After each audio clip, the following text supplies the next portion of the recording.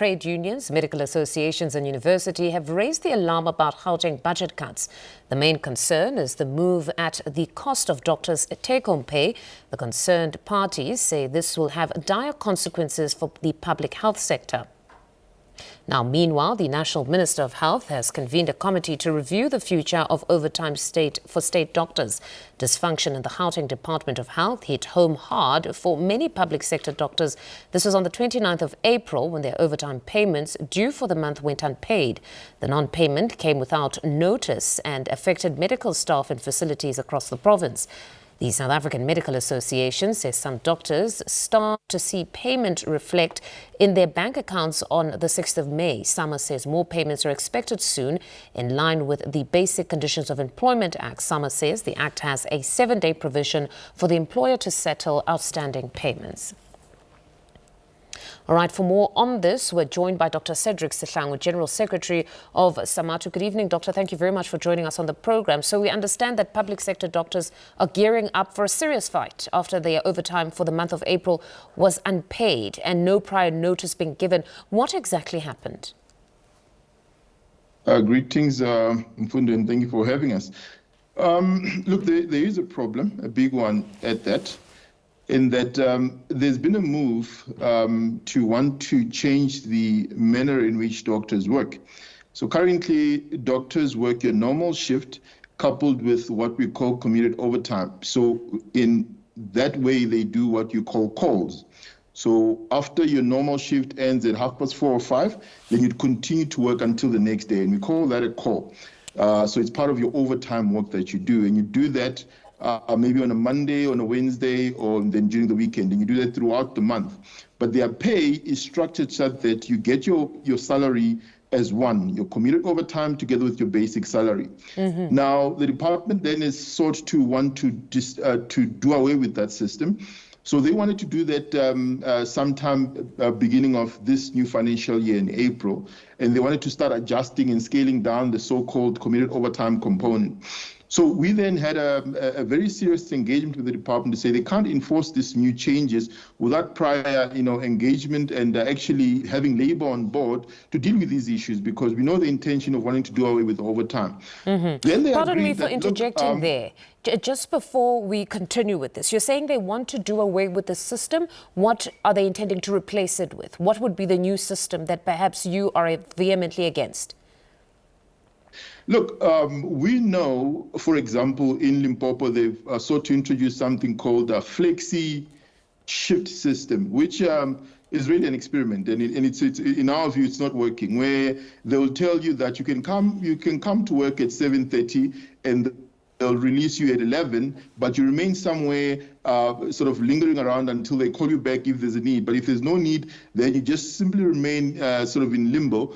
And you work these hours either during the day or at night and that kind of thing. Mm-hmm. So now we don't know what the actual result will be, because the minister has now issued a circular that says everything should remain as is in terms of what was agreed on in the 2009 SABC process, which led to a collective agreement, so that we can look into these policies holistically and not just as a piecemeal process. So we anticipated that is exactly what is going to happen, even with the Gauteng Department of Health, where they agreed that there will be no changes in April going forward until these review processes are concluded.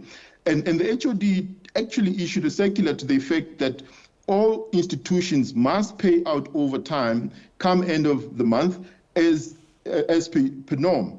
But mm-hmm. that didn't happen, unfortunately. Mm-hmm. And that's what resulted in many doctors finding themselves with their huge portion of their salary unpaid, which obviously meant that they're now defaulting on their bonds, they're defaulting on their vehicle refinance payments, and of course, in many other things. And this is extremely, an unfortunate situation, which has really caused a lot of distress amongst our colleagues. Mm-hmm. Just to get further clarity on the system, the Flexiship system that is on trial currently.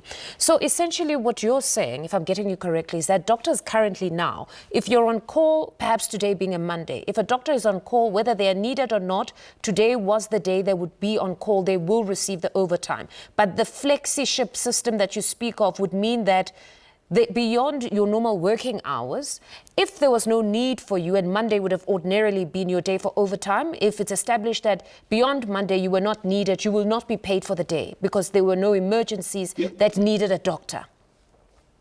Yeah, you see, that is exactly what Limpopo is trying to push, and it's not working because effectively you are saying that you are actually owning these human beings, and you can hold them at ransom so that they can't have any formal plans for their lives. You're saying that they serve you and they've got no life of their own, meaning that if you say to a doctor, I don't need you, go home, and it's 11 o'clock in the morning. And then as they are driving home, you tell them, I need you now, come back. Can you imagine the back and forth? And that's on the pocket of the doctor. And moreover, you say to these doctors, well, you're going to work a night shift, but I'm not going to give you any night shift allowance. This is not regulated anyway. This is not through any formal bargaining council process. We are just telling you that you're going to work overtime because we simply can, because we are your masters. And that's the unfortunate situation that we are seeing further north in Limpopo. It hasn't come here in Gauteng as yet. That is why the minister realized that this could be an actual problem when provinces are doing their own thing haphazardly. And he then said there must be a formal process in reviewing these policies, the commuted overtime policy, the RWAPS policy, and many other policies. And we actually support that view that if you're going to change anything that impacts on people's lives, you better have them on board, because this is a clear labor process that must be followed, where it's a give and take between the employer and the employees, not just a singular person who feels that I've woken up today, I want to enforce this thing on this helpless doctors. We think that's not the way to go. No, most certainly we'll invite the department to get them to articulate better what this Flexiship system would actually look like. But we hear your views as well. But we understand that some doctors have started at the very least to receive that overtime payment, meaning there is at least an intention with the April overtime to correct this matter. Is that the case? Look, we have had meetings with the Gauteng Department of Health, and I've indicated that even just before the issue started sprouting out, there was a commitment from the head of health in Gauteng. He did issue a circular that overtime must be paid come end of April as per norm. What then ensued thereafter was that the individual institutions were doing their own thing. Insofar as the HR processes are concerned, doctors would submit their overtime contract forms completed, and they would be returned, told that, no, we're not accepting your overtime, there's going to be no overtime for you. And that has resulted in a lot of the glitches that we're seeing today. And they then came back to us and say, no, it was an eGov system process that has malfunctioned. It was going to be quickly resolved and monies would be in within 2 or 3 days. That never happened. Then they came back and said, there's a backlog in the capturing on eGov. So there's a lot of issues that are happening, but what it demonstrates is that there's an actual failure in terms of the administrative processes of the department, unfortunately. And to that extent, it has actually caused serious harm to the individuals who are affected here, which is our members and the doctors, really. Now, what is crucial, Mfundo, which we must mention, we think Gauteng Health is a very crucial department, not only for Gauteng residents, but for as a national issue, because Mpumalanga depends on Gauteng, Limpopo depends on Gauteng in terms of referrals.